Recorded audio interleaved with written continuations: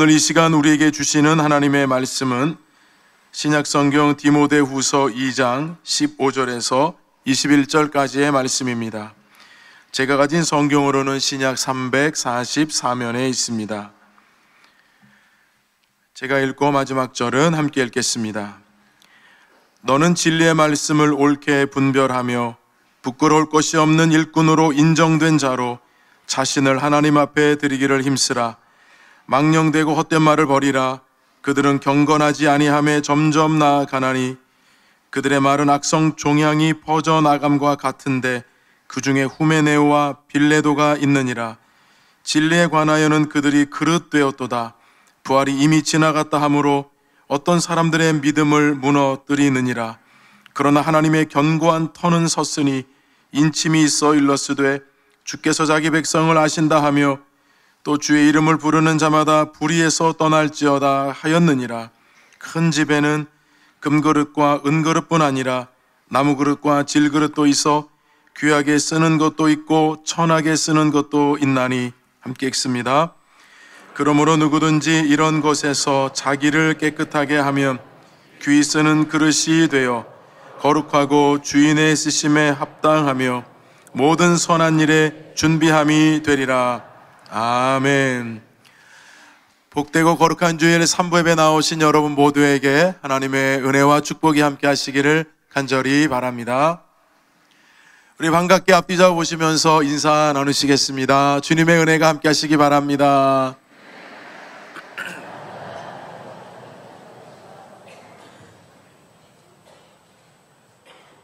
이렇게 제가 보니까 오랜만에 나오신 분도 계신 것 같습니다. 그 발걸음이 계속되기를 축복합니다. 20여 년 전에 저희 부부가 미국 뉴욕에 갔을 때였는데요, 친척분께서 오페라의 유령이라고 하는 뮤지컬을 보여주셨습니다.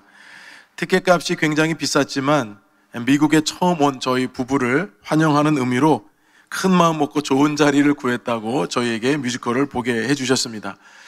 저는 생각하기를 미국에서 보는 뮤지컬 별다른 것이 있겠나 하는 별 기대 없는 마음으로 이 뮤지컬을 보게 되었는데요, 처음에는 제가 그런 마음 때문에 그런지 팔짱을 끼고 이렇게 뮤지컬을 관람을 시작을 했습니다. 근데 제 마음과 생각이 바뀌게 된 것은 10분이 채 지나지 않았을 때였습니다.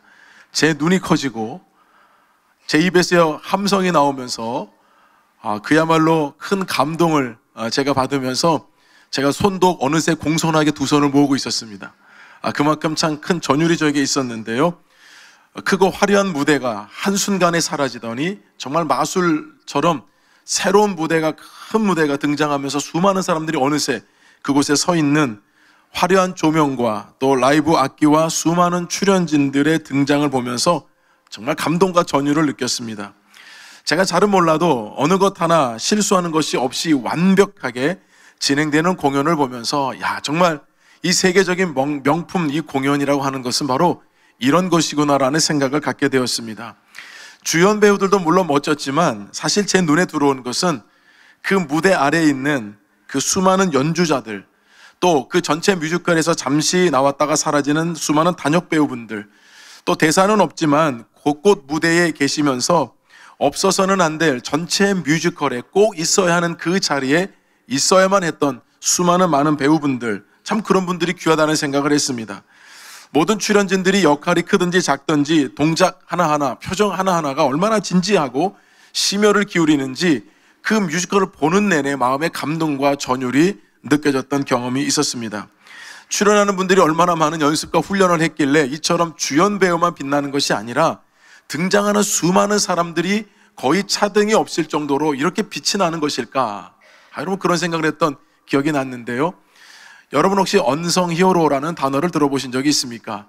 이 단어는 주로 스포츠에 많이 사용되지만 정치, 경제, 문화, 사회, 심지어는 교회 안에서 젊은 세대들도 이 언성 히어로라고 하는 단어를 사용하기도 합니다. 이 언성 히어로라는 단어의 뜻은 충분한 자격이 있음에도 보이지 않는 영웅이라고 좀 설명을 해볼 수가 있겠습니다. 화려하게 돋보이거나 크게 드러나지는 않지만 자신의 자리에서 묵묵히 자기에게 주어진 일을 잘 완수하는 사람이 언성 히어로입니다. 우리 주님께서 우리들에게 무엇을 원하시는가? 우리들에게 원하시는 것이 바로 언성 히어로입니다. 우리 주님께서는 저와 여러분을 향한 각자의 뜻도 가지고 계시지만 여러분 가정, 여러분 직장, 우리 삶의 전반적인 영역에서 하나님께서 우리들을 통해서 이루고자 하는 일이 많으신데 우리를 여러분 그냥 드러나게 하는 것이 아니라 언성히어로로 우리의 사명을 감당하기를 원하신다는 겁니다. 그런 차원에서 보면 교회 안에도 마찬가지예요.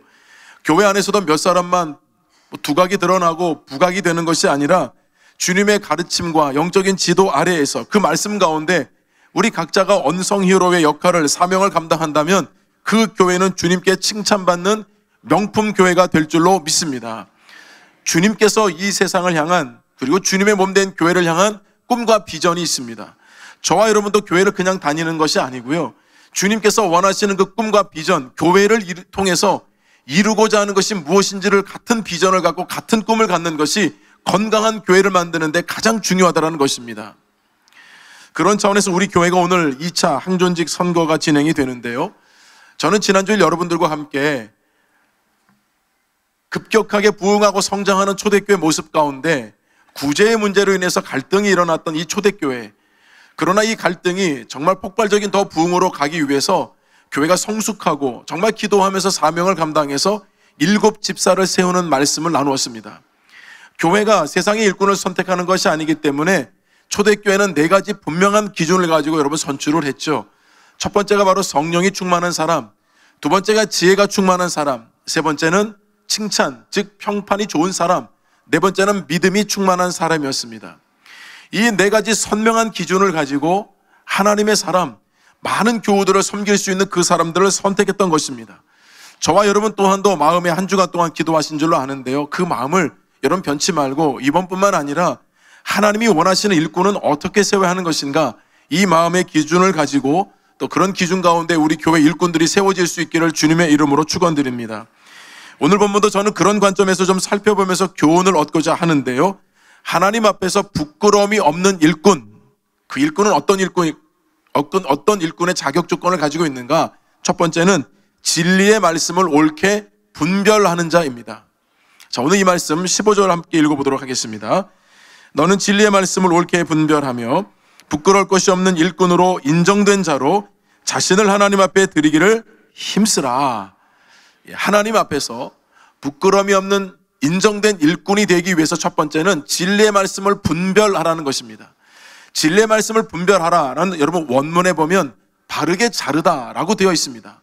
이게 여러분 매칭이 안 되는 것 같지만 숙련된 기능공이 어떤 기준을 가지고 정확하게 잘라내는 것, 그것이 분별하는 것입니다. 자, 그렇다면 오늘 이 편지가 보내지게 될 때에 교회 공동체 안에 2가지 공동체를 어지럽게 하는 것이 있었습니다. 첫 번째는 거짓 교리입니다. 세상에 거짓 교리가 들어와서 성도들의 마음을 미혹하게 하고 성도들의 신앙적인 면을 흔들기 시작했습니다. 두 번째는 이단 사상입니다.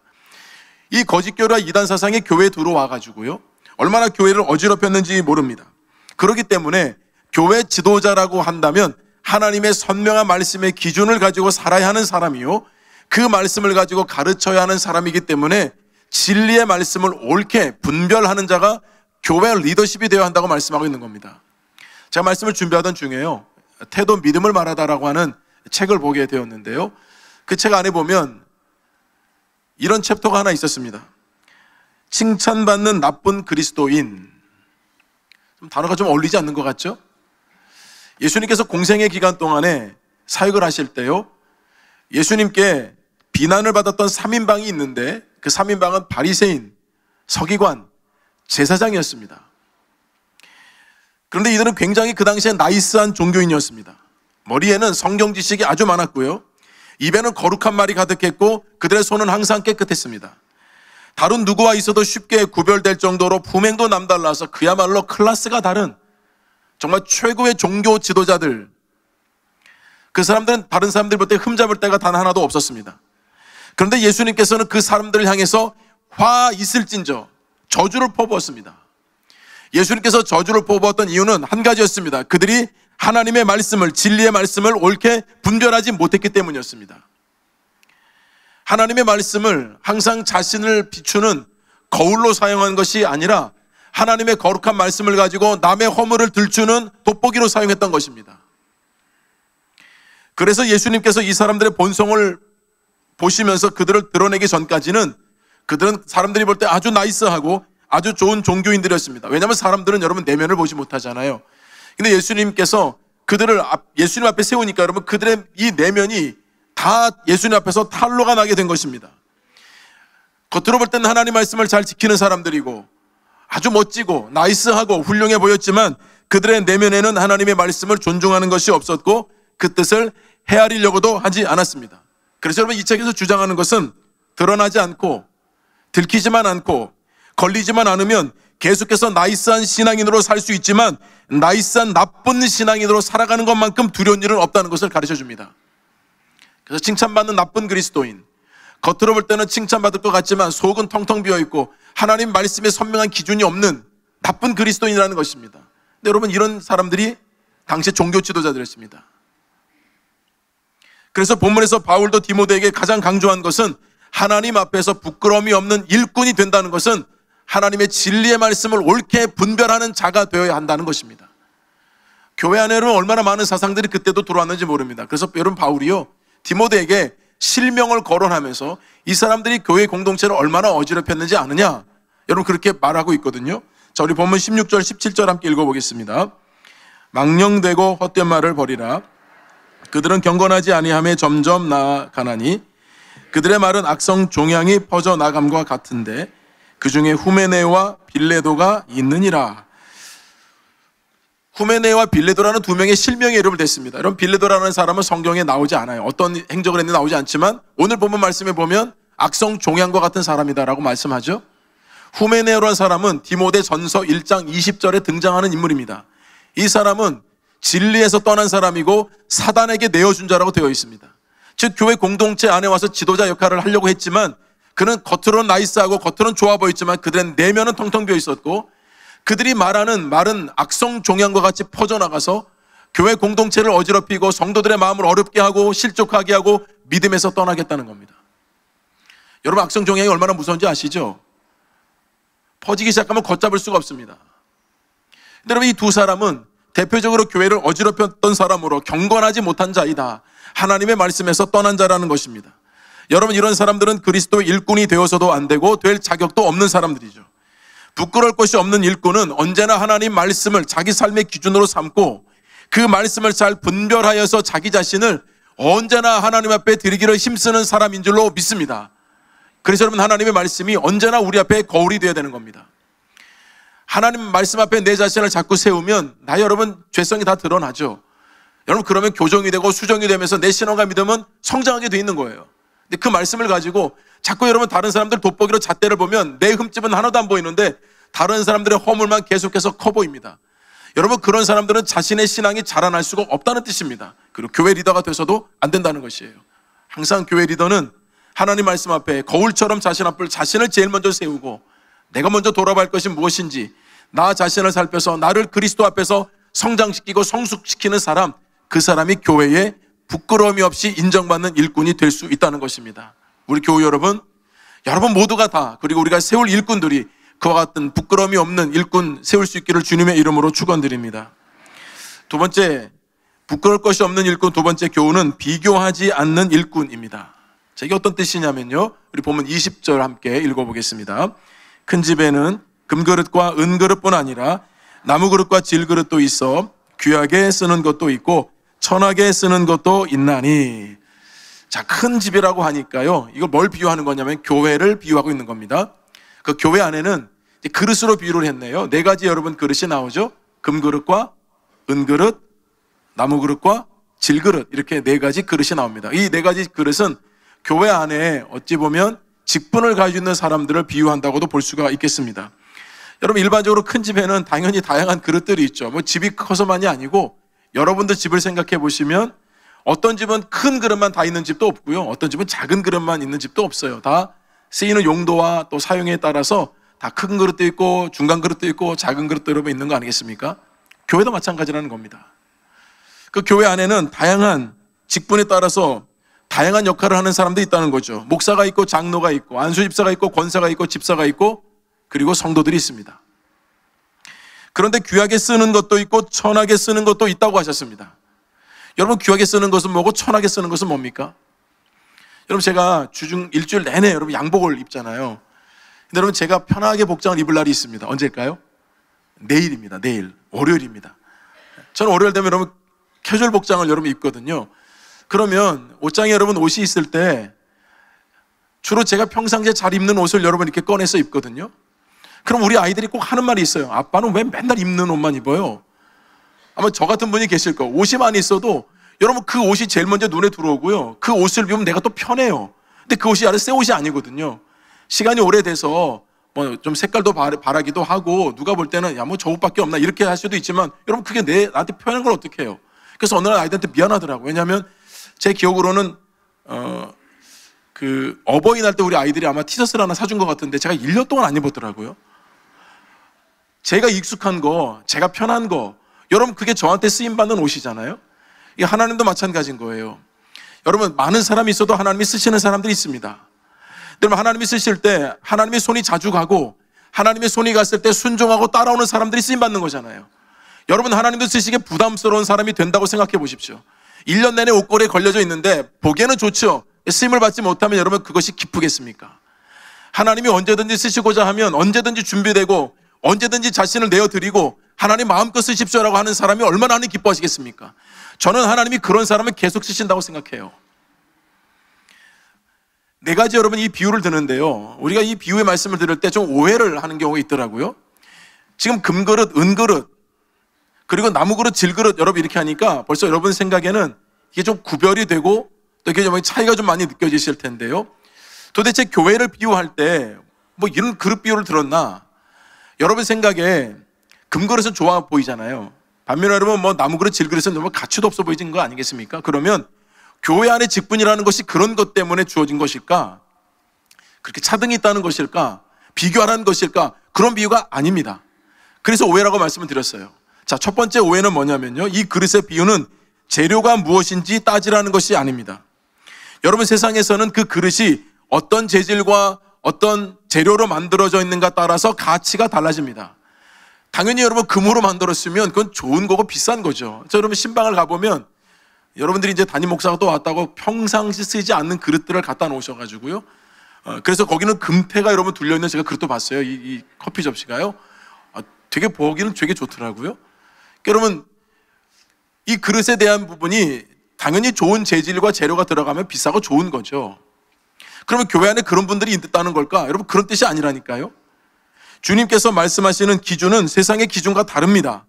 여러분 창조주이신 하나님께서 저와 여러분을 만들어서 이 땅에 보내실 때 어떤 사람은 앞으로 큰 일을 해야 되니까 좀 더 좋은 재료로 만들자 해서 여러분 하나님이 그렇게 만드셨습니까?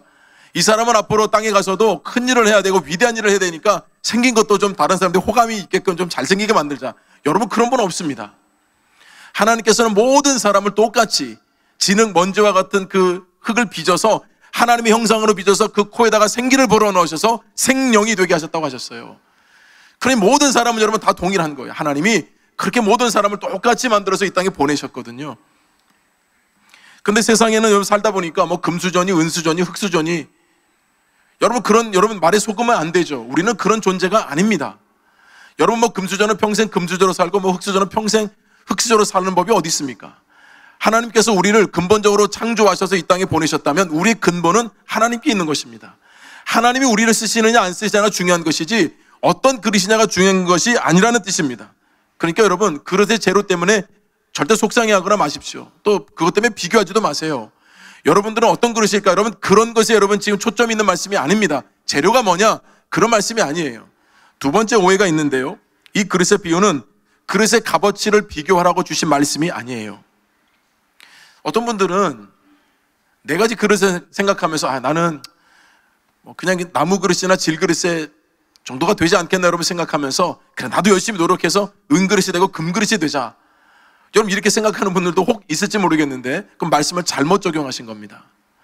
여러분 금그릇은 질그릇이 될 수 없습니다. 질그릇은 노력한다고 은그릇이 될 수가 없습니다. 그런 비유가 아니에요. 지금 말씀하시는 이 부분은 어떤 그릇이냐 또 어떤 그릇의 값어치를 갖고 있느냐가 중요한 것이 아니라는 말씀입니다. 우리가 이런 비유의 말씀을 잘못 해석하고 잘못 적용하다 보니까요 어떤 현상이 벌어졌는가. 한국 교회도 언제부터인가 이 교회 안에 이 직분을 계급으로 인식하기 시작했습니다. 높고 낮음으로 생각하는 겁니다. 교회의 직분은 기능과 역할이 다른 것인데 높고 낮음으로 생각을 해서 여러분 그런 생각들이 오랜 시간 동안 자리를 잡고 있습니다. 그래서 여러분 교회의 직분을 계급으로 높고 낮음으로 인식하는 분들은 그 직분을 얻으려고 인간적인 노력을 다하는 겁니다. 과연 여러분 직분이 그런 것입니까? 우리가 직분을 탐하는 것이 아니라 우리가 주님을 믿고 따르다 보면 주님께서 우리에게 주신 사명들이 생기거든요. 여러분 예수님께서 제자들을 3년 동안 양육하실 때에 그냥 그렇게 살라고 부르신 것이 아니에요. 특별한 사명을 주시고자 해서 주님께서 부르신 거잖아요. 그래서 사도를 여러분 삼으신 거 아닙니까?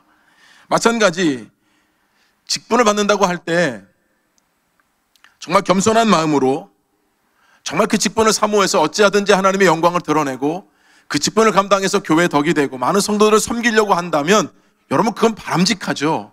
그렇게 여러분 직분을 받는 사람은 직분을 받아도 달라지지 않아요. 직분을 받고 나서 더 좋아져요. 더 교회를 잘 섬기고 성도들을 잘 섬기고 좋은 모델이 되죠. 성경적으로 직분을 받는 것이 어떤 의미입니까? 순수한 마음으로 변함없이 주님을 섬기고 교회를 섬기고 어느 때가 되었을 때 하나님께서 성도들의 손을 통해서 세워주실 때도 정말 부족하지만 하나님이 은혜로 나를 세워주셨구나라고 생각하고 감사함으로 받는 것, 여러분 그게 성경적인 직분 아닙니까? 그런데 직분을 계급으로 높고 낮음으로 인식하니까 선거운동도 하고 찍어달라고 하는 겁니다. 여러분 그렇게 직분을 받게 되면 그 교회가 세상에게 선한 영향력을 흘려보낼 수가 있겠습니까? 도대체 교회 직분을 어떻게 알고 왜 우리가 여러분 스스로 우리 이 격을 떨어뜨리는 겁니까? 왜 하나님이 거룩한 사명을 주신 것을 이렇게 소홀히 할 수 있는 겁니까? 저는 그런데 여러분 성도들이 이렇게 직분을 계급 또는 높고 낮음으로 이해하는 데 있어서는 목회자와 교회의 잘못이 제일 크다고 생각합니다. 잘못 가르친 겁니다. 그동안 여러 교회들이 직분자를 세우려고 할 때 잡음이 있는 경우를 저도 여러 번 봤습니다. 그런 얘기도 많이 들었습니다. 제일 여러분 핵심적인 게 뭐냐면 임직헌금입니다. 장로가 되려면 얼마를 내래, 안수집사 권사가 되려면 얼마를 교회에서 내야 되는데 암암리에 정해져 있습니다. 교회마다 여러분 그동안 그렇게 해왔기 때문입니다. 여러분 그런 생각을 했거든요. 이게 도대체 어디서부터 이렇게 된 걸까? 아마도 저는 처음에는 그렇지 않았으리라 생각해요. 부족한 사람에게 이렇게 거룩한 하나님의 직분을 주셨으니 그것이 너무 감사해서 하나님 앞에 예물을 여러분 드린 것이 시작이었을 것입니다. 그런데 직분이 여러분 다르다 보니까 좀 직분별로 액수도 다르고 이렇게 헌금하다 보니까 어느 순간에는 좀 직분별로 통일해서 같이 드리면 어떤가 이렇게 서로 간에 아마 그런 얘기를 통해서 헌금을 드리지 않았을까? 제 생각입니다. 도대체 이게 어디서부터 이렇게 흘러와서 이렇게 된 것일까? 시간이 지나면서 그런데 여러분 이것도 변질이 되어가지고요. 개인의 형편과 상황의 고려가 없이 성경적이지 않은 방법이 고착화되었습니다. 그래서 임직헌금이 부담돼서 중간에 사퇴를 하고 직분을 받지 못한다는 분이 생기고 있습니다. 여러분 이것도 바른 신앙일 수 없습니다. 직분을 주시는 것은 사람이 주는 것이 아니라 하나님께서 세우시는 것이기 때문입니다. 여러분 성경에 보세요. 많은 사람들 하나님 저 뭐 되고 싶어요. 여러분 손들어서 하나님께서 지목하신 분이 없습니다. 모세도 그렇고요. 다윗도 그렇고요. 예수님의 12제자도 마찬가지입니다. 하나님께서 주도권을 가지고 하나님이 그 사람을 선택하신 거예요. 여러분 이게 얼마나 부담이 됐는지 모세가 뭐라고 했습니까? 하나님 저 말 못해요. 제 형 보내세요. 그때 하나님 뭐라고 말씀하십니까? 너 형 아론 같이 보내줄게. 여러분 모세가 능력이 없어서 여러분 못 이끌어 갔습니까? 이스라엘 백성들을? 아니요. 그는 부족하고 연약했지만 하나님이 들어쓰시니까요. 하나님이 감당할 능력 주셔서 이스라엘 백성들 광야 40년 이끌고 자기 사명 다 하고 하나님께 부름받은 겁니다. 여러분 하나님께 쓰임받는 사람 다 그런 사람들이에요. 하나님께서 그 시대에 그 역할을 그들에게 주셔서 사명을 감당하게 하심으로 하나님 나라를 확장하게 하신 것입니다. 여러분 우리 초대교회 집사 세우는 거 봤잖아요. 자기들이 손들어서 세운 거 아니에요. 교회가 폭발적으로 부흥하고 성장하니까 여러분 교회도 조직이 필요하고 시스템이 필요했기 때문에 여러분 사람을 세우는데요. 주님이 원하지 않으셨다면 7집사 세워지지 않았을 겁니다. 근데 여러분 7집사 후반에 보세요. 세워진 7집사들이 얼마나 교회와 하나님 나라에서 얼마나 열심을 다하고 자기 생명을 다했는지요. 잘 세운 거죠. 피택이 되었는데 임직헌금이 부담이 되어서 직분을 받지 않겠다고 하는 것은 성경의 본질에서 벗어난 것입니다.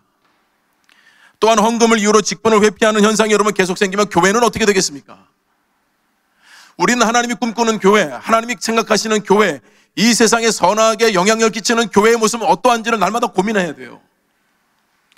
헌금에 대한 부담보다는 때가 되어서 직분을 주시면 정말 부족하지만 하나님 나라의 확장과 그리고 교회와 그리고 성도들을 위해서 헌신하겠다는 그 마음으로 여러분 직분을 받아야 여러분 교회 복이 되고 교회는 선한 영향력을 끼치지 않겠습니까? 구약 성경을 보세요. 하나님이 제물을 드리러 올 때, 예배를 드리러 올 때 하나님이 그 제물을 정해 주셨습니다. 그런데 이스라엘 백성들 가운데도 여러분 부자도 있고 가난한 사람도 있어요. 하나님이 똑같은 예물을 드리러 하지 않으셨습니다. 소를 말씀하시고 소보다 안 되는 것은 양도 안 되면 집비둘기나 산비둘기도 여러분 가지고 하나님 오라고 하셨어요. 이게 무슨 뜻일까요? 가난하든 부하든 상관없다. 너희들은 내가 이 정한 예물을 가져와라. 하나님 그런 뜻 아니에요. 하나님께서는 부한 자는 부한자답게 가난한 사람은 가난한 사람답게 형편과 상황을 아시고 하나님은 재물의 마음이 있는 것이 아니라 그들을 드리는 마음을 하나님께서 받으셨다는 뜻이에요. 그런 여러분 소를 드리나 집비둘기나 산비둘기 드리는 것을 하나님이 동일하게 받으셨다는 뜻입니다. 헌금은 모든 사람이 똑같이 드리는 것이 아니에요. 하나님께 많은 것을 받았으면 받은 만큼 하나님께 드리는 것은 우리의 신앙과 믿음의 문제예요.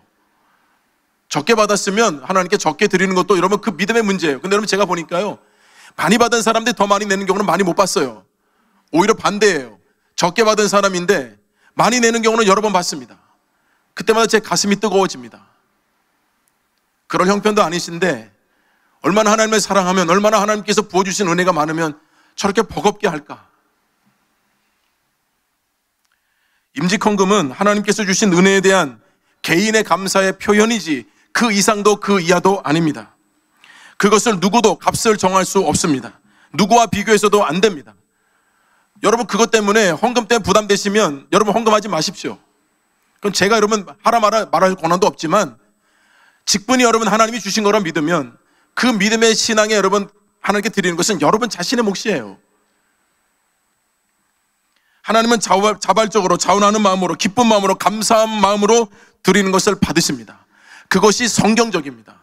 언제부턴가 한국교회가 직분을 받으면 얼마를 내야 되고, 여러분 이것은 한국교회가 타락한 모습을 대표적으로 보여주는 거 아닙니까? 그런 것이 성경 말씀에 어디 있습니까? 그러나 그 직분은 거룩한 것이기에 정말 하나님의 은혜에 감사하고 감격해서 여러분 드리는 것을 누가 뭐라고 하겠습니까? 그동안 우리 교회는 잘 해오셨습니다. 정말 잘 해오셨습니다. 그러나 더 건강한 교회가 되고 하나님 기뻐하시는 교회가 되려면 여러분 좀 바꿀 필요가 많이 있습니다. 저는 우리 목믿게 모든 성도들이 누구와도 비교하지 않는 하나님 앞에서 정직한 일꾼으로 세움받기를 주님의 이름으로 축원드립니다. 부끄러울 것이 없는 일꾼 세 번째 교훈은 자신을 깨끗하게 하는 사람이에요. 오늘 여러분 전반적인 말씀의 가장 핵심은 바로 이 21절에 있습니다. 우리 말씀을 함께 읽어보겠습니다.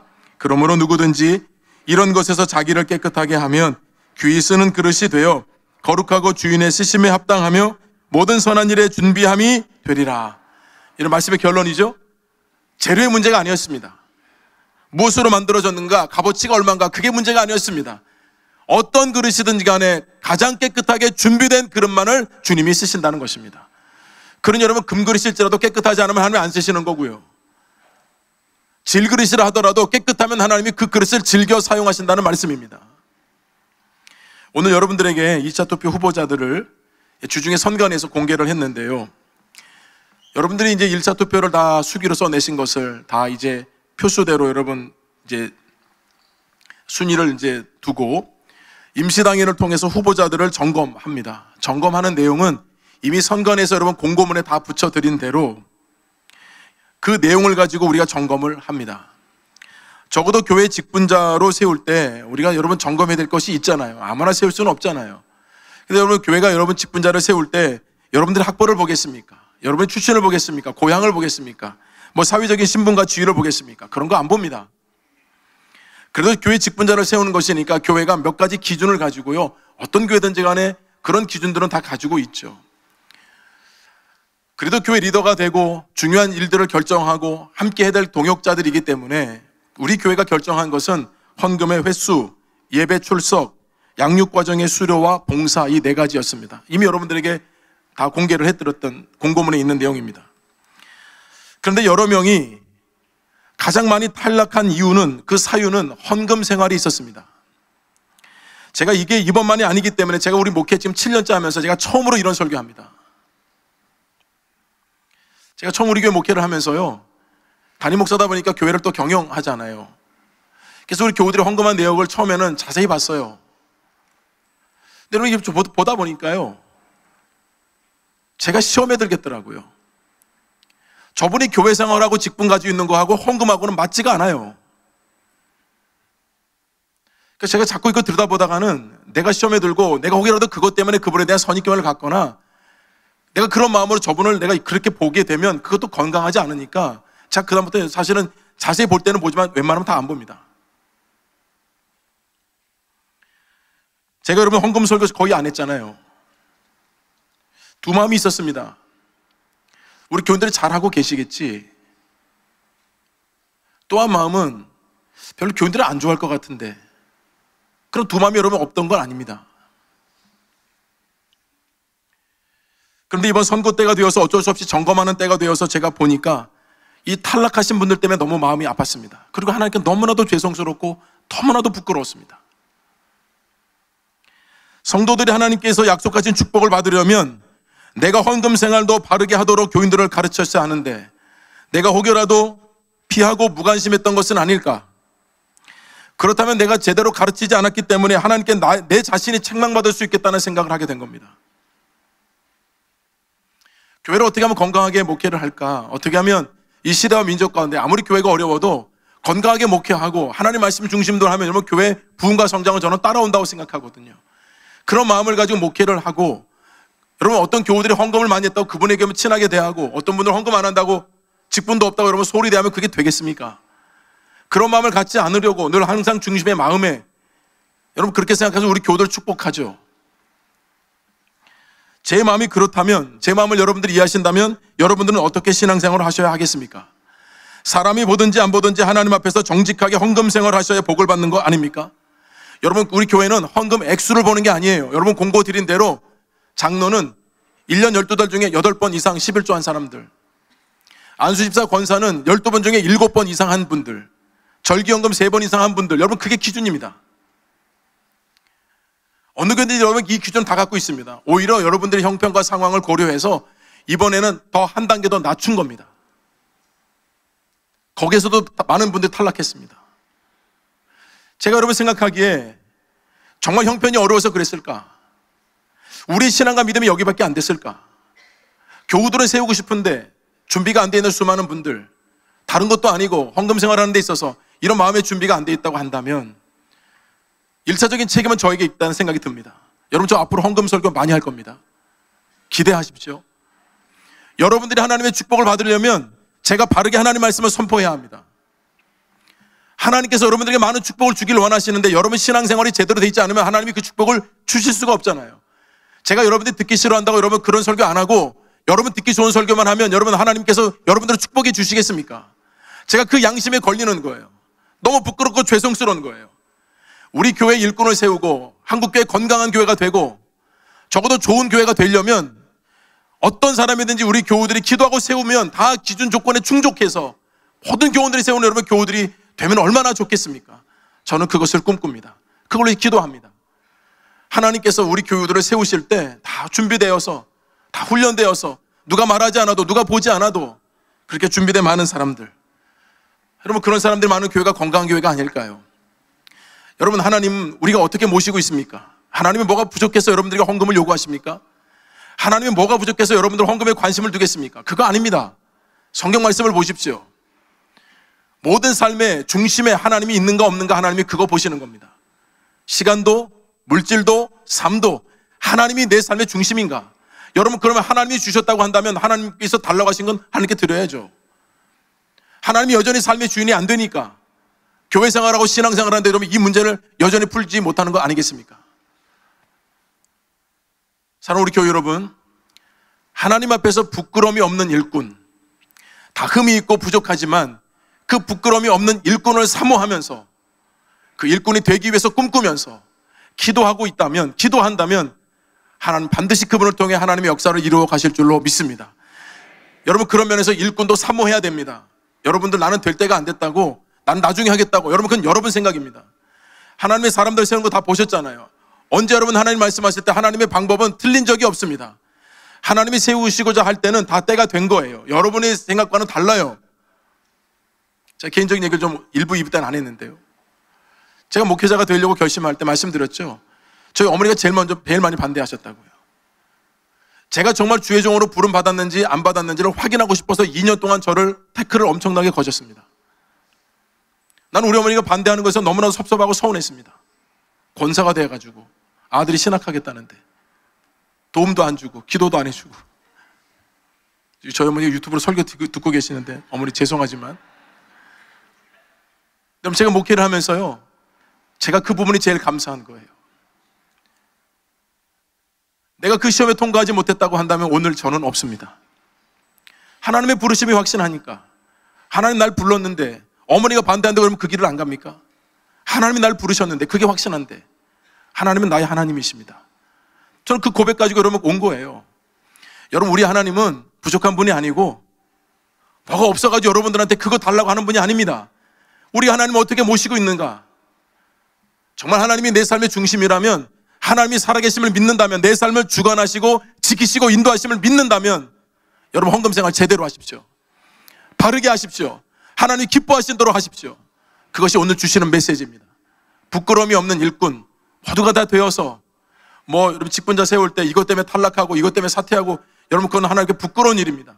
부끄럽지 않은 일꾼으로 우리 모든 교우들이 쓰임받을 수 있기를 주님의 이름으로 축원드립니다.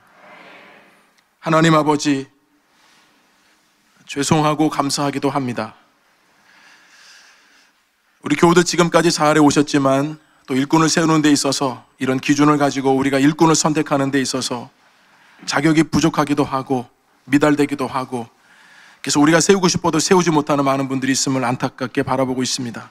하나님, 우리가 하나님을 정말 믿고 신뢰하고 의지한다면, 살아계신 하나님으로 믿는다면 우리 신앙생활을 다시 점검하게 하시고 하나님 앞에 정직하고 바른 신앙생활 할 수 있도록 인도해 주옵소서. 하나님 앞에서 부끄러움이 없는 일꾼으로 쓰임받으며 그런 사람들을 세울 수 있도록 우리 교회를 복내려 주옵소서. 예수님의 이름으로 기도드립니다. 아멘.